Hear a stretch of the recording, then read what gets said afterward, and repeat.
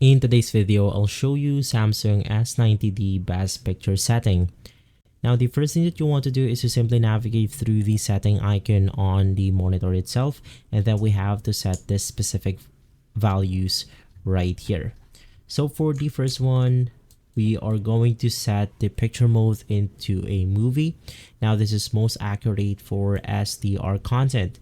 For the color tone, you want to set it to warm 2 with most natural color temperature close to 6500K standard. For the peak brightness, you want to set it to high. Now, this can depend on your room. If it's well lit, you can reduce it just below that. This maximizes highlights, especially in HDR.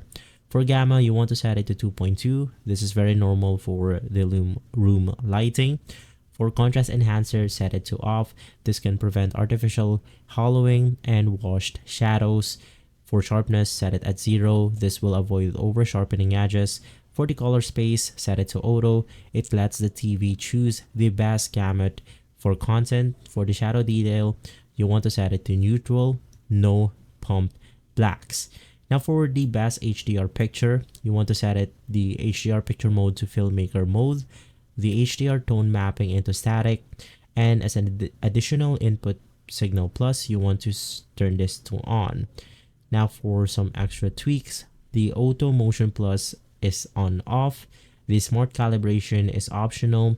You can navigate through this specific option on the smart things, smart calibration for deeper tuning via the phone sensor.